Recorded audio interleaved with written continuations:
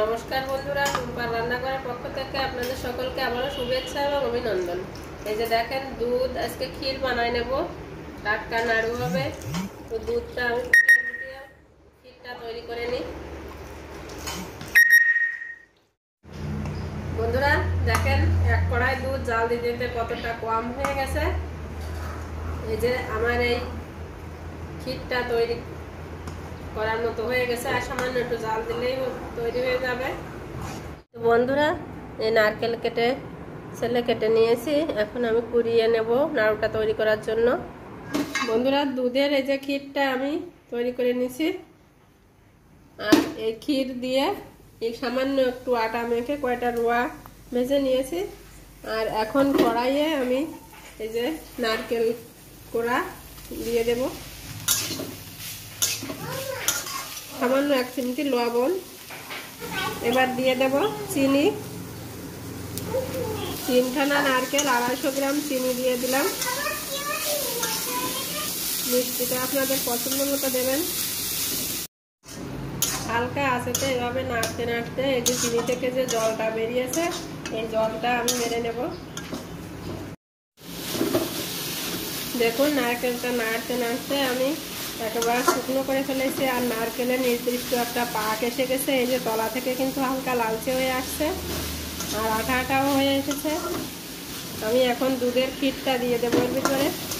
এই যে ক্ষীর,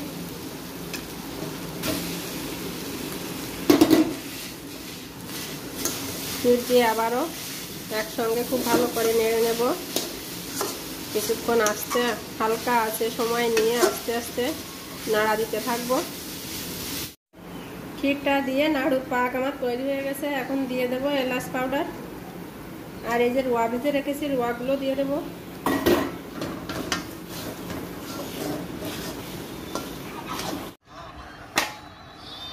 চুলা থেকে যে নামিয়ে নিয়ে চলে এসেছি, এখন আমি নাড়ু তৈরি করে নেব।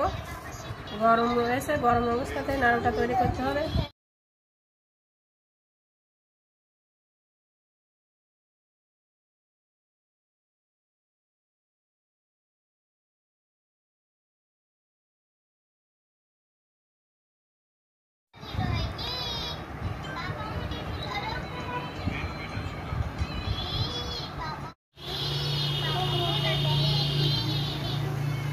বন্ধুরা, সবগুলো নাড়ু ভেজে তৈরি করা হয়ে গেছে।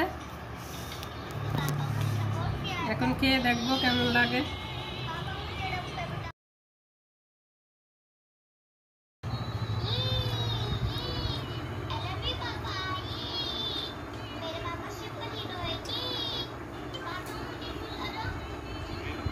একটু নরম আছে, আর একটু পরে আরো শক্ত হয়ে যাবে। খেতে খুব সুন্দর হয়েছে। তো বন্ধুরা, আমার এই রেসিপিগুলো যদি আপনাদের ভালো লাগে তাহলে আমার ভিডিওতে অবশ্যই লাইক, শেয়ার ও কমেন্ট করবেন।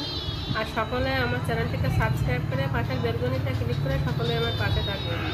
সকলে ভালো থাকবেন, সুস্থ থাকবেন। ধন্যবাদ।